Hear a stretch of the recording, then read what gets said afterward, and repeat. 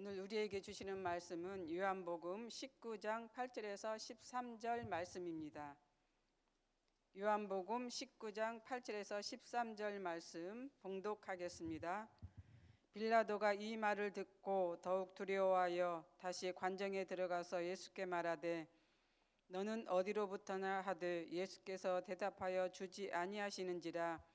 빌라도가 이르되 내게 말하지 아니하느냐. 내가 너를 놓을 고난도 있고 십자가에 못 박을 고난도 있는 줄 알지 못하느냐.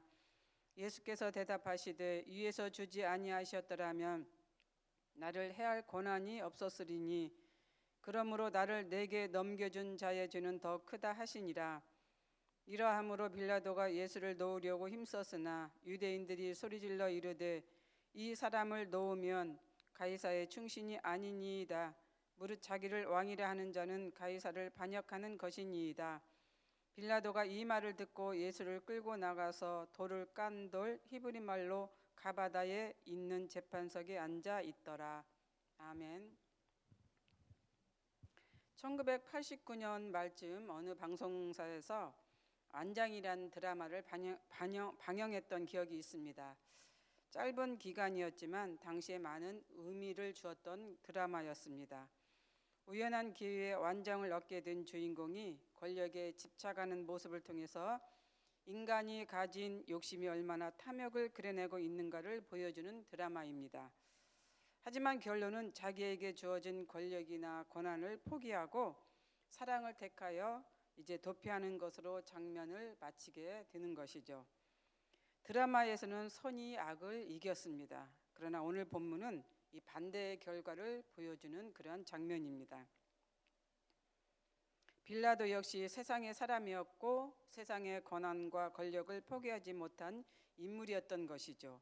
그래서 세상이 가진 권력과 권한이 인간을 얼마나 취약하게 하고 병들게 하는가를 오늘 본문을 통해서 말해주고 있는 것 같습니다. 아마 성경에 대한 그의 기록이 달라졌을 것입니다. 만약에 빌라도가 그 하나님의 뜻대로 살았다라고 하면은 성경에 대한 기록이 달라졌을 것입니다. 또 한편으로는 후세에 존경하는 인물로 평가되었을 것입니다. 하지만 세상의 흐름에 따라 가게 된 것은 하나님의 뜻이며 또 하나님의 계획임을 성경은 말해주고 있는 것이죠. 그렇다면 빌라도의 이런 권세와 권한은 누가 주었을까? 본문 11절을 보면은 예수님께서 대답하시되 위에서 주지 아니하셨더라면 나를 해할 권한이 없었으리니. 위에서 즉 하나님께서 이런 권한을 부어주지 아니했다면 빌라도가 예수를 죽일 권한이 없다라고 하는 그런 뜻입니다. 하나님께로부터 권한을 부여받았기에 이제 빌라도가 그런 권한을 부릴 수 있다라고 하는 그런 것이죠. 우리는 대부분 하나님을 믿는 사람만이 하나님으로부터 권세와 권한을 부여받는다라고 이렇게 생각을 합니다. 하지만 성경은 믿는 성도뿐만 아니라 믿지 않는 악한 자라도 권한과 권세를 위로부터 받는다는 사실을 이제 기록하고 있습니다. 특히 악한 자도 하나님이 사용하고 쓰신다고 하는 사실이죠. 가룟 유다를 보면은 가룟 유다가 예수님을 은 30에 팔게 된 것은 순전히 자신의 욕심에 의해서 예수를 팔게 되었을까요? 아닙니다. 예수를 팔 권한 역시 하나님께로부터 이제 악한 권한을 부여받았기 때문에 그 일을 행하게 된 것입니다. 그런 권한을 부여받지 않았다면 예수를 팔지 못했을 것입니다. 하나님으로부터 그런 역할을, 그런 권한을 부여받았기 때문에 그런 일을 행하게 된 것이죠. 욥기서에 보면 욥이 마귀에게 시험을 받습니다. 이 시험을 허락한 분이 누구일까요? 바로 하나님이십니다. 물론 여러 가지 곡절이 있지만 하나님은 마귀에게 욥의 시험을 허락한 것이지요. 고레스 왕 역시 하나님으로부터 내 목자라는 칭호를 받게 됩니다. 이사야 44장 28절을 보면 고레스에 대하여 이르기를 내 목자라. 그가 나의 모든 기쁨을 성취하리라 하며 예루살렘에 대하여는 이르기를 증건드리라 하며 성전에 대하여는 내 기초가 놓여지리라 하는 자니라. 고레스가 태어나기 200여 년 전에 이사야 선지자가 하나님께로부터 받은 계시입니다. 그 계시대로 200년 후에 고레스가 태어나서 바벨론에 멸망당한 이스라엘 백성을 예루살렘으로 귀환을 시키고 예루살렘 성전에 건축하지도 명하여 성전의 기초를 세우게 되는 것이죠. 물론 다리오 왕에 의해서 성전이 완공되지만 어찌됐든 고레스 왕을 통하여 무너진 이스라엘을 세웠으며 성전의 기초를 다지게 되었던 것입니다. 결국 고레스는 하나님의 기쁨을 성취하게 되었던 것이죠. 그래서 이제 하나님께서 이방인 고레스에게 내 목자라 이렇게 표현을 했던 것입니다. 이로부터 주시는 권한과 권세는 꼭 믿는 자만 받는 것이 아닌 일반인에게도 혹은 악한 자에게도 하나님은 그런 권한을 이제 주신다라고 하는 사실을 우리는 성경을 통해서 알 수가 있습니다. 그렇다면 우리에게 주신 권한을 우리는 어떻게 사용해야 될까? 하나님이 우리에게 부여하신 권한과 권세를 잘 사용하고 있는 것일까? 아니면 달란트 비유처럼 한 달란트를 누가 가져갈까 봐서 땅속에 묻어두고 있지는 않은가? 주님께서는 이러한 자는 악하고 게으른 종이라고 그렇게 말씀하셨습니다. 악하고 게으른 종이 되지 않기 위해서는 어떻게 해야 됩니까? 우리가 하나님께로부터 받은 이 권한을 잘 사용해야 됩니다. 땅속에 묻어두어서는 안 됩니다. 장사를 하든지 아니면 어떤 다른 것을 해서라도 이 부여받은 권한을 사용해야 된다라고 하는 사실이죠. 빌라도 역시 하나님께서 세상에서의 권세와 권력을 주셨습니다. 그 권세를 세상을 위해서도 사용하지만 주를 위해서도 사용하도록 하셨습니다. 바로 유대 땅을 다스리는 총독의 그 권한이 그것이었습니다. 유대 총독이란 자리가 바로 이러한 이유인데, 그렇지만 빌라도는 그런 권세와 권한을 이제 하나님을 또 이스라엘 백성을 위해서 사용한 것이 아니라 자기의 출세 야욕을 위해서 사용했다라고 하는 그런 사실이죠. 저는 요한복음 18장 38절을 보면 매우 안타깝다는 생각을 갖게 됩니다. 그 말씀을 보면은 빌라도가 이르되 진리가 무엇이냐 하더라.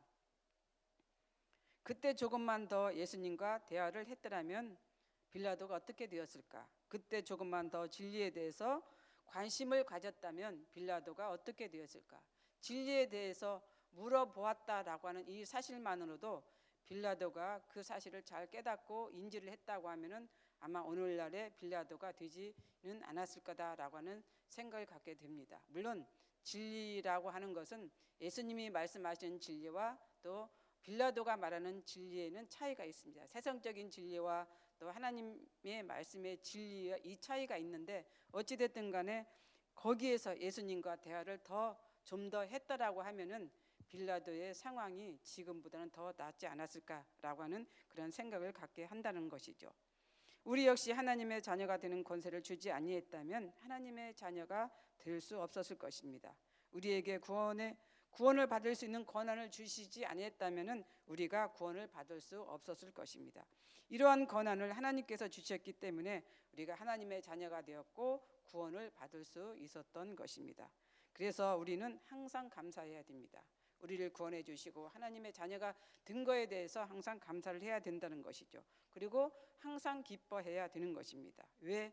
하나님께서 우리를 구원해 주시고 이제 영생의 소망을 갖게 하셨기 때문에 항상 기뻐해야 한다는 것입니다. 그리고 항상 찬송하고 기도해야 하는 것이죠. 이것이 하나님의 뜻이며 우리가 해야 할 일이라는 것입니다. 하나님께서 우리에게 주신 이 권한을 잘 누리고 함께하는 우리가 되었으면 좋겠습니다. 오늘도 하루를 이 권한에 대해서 하나님이 주신 이 권한에 대해서 생각해보는 그러한 하루가 되었으면 좋겠습니다. 기도하겠습니다. 사랑이 많으신 하나님, 우리를 거룩하게 하시사 오늘도 이 새벽 이곳에 나오게 해주신 것 정말로 감사합니다. 오늘 말씀을 통해서 하나님이 우리에게 주신 이 권한과 권세를 잘 생각해보고 사용하는 우리가 되게 하여 주옵소서. 빌라도처럼 그런 권한을 부리지 않고 하나님이 주신 권한, 하나님의 뜻대로 이제 그 권한을 사용할 수 있는 우리가 되었으면 좋겠습니다. 하루 동안 이 권한을 생각하는 우리가 되게 하여 주옵소서. 예수님 이름으로 기도드립니다. 아멘. 공동 기도 제목입니다. 지금 들은 말씀이 내 삶으로 이어지게 하옵소서. 동네 샘매줄 성경 말씀을 통하여 살아계신 하나님을 체험하며 영적 축복을 받는 성도가 되게 하옵소서. 연말 사역을 잘 준비하여 2023년이 더 풍성한 사역이 되게 하옵소서. 가정, 직장, 사업을 축복하시고 안정되고 평안하며 형통하게 하옵소서. 투병 중에 있는 환우들을 주님의 이름으로 치료하시고 고쳐 주옵소서. 우리나라의 정치, 경제, 사회가 안정되게 하옵소서. 2023년 수능을 준비하는 수험생들과 취업 준비생들에게 지혜와 총명을 심히 많이 주옵소서. 동네 샘매줄 성경 말씀 묵상 집회를 인도하시는 담임 목사님을 성령의 능력으로 함께 하옵소서. 용산 이태원 사고로 다친 분들을 회복시켜 주시고 가족을 잃은 가정에게 주님의 위로가 임하게 하옵소서. 이 시간 공동 기도문과 또 여러분들이 가지고 오신 기도 제목을 놓고 기도하신 후에 각자 삶의 자리로 나아가도록 하겠습니다. 기도하겠습니다. 거룩하시고 사랑이 많으신 하나님 아버지 감사합니다. 오늘 하루도 우리에게 귀한 시간을 허락하여 주셔서 이 시간 또 하나님의 말씀을 듣게 하신 것을 감사합니다.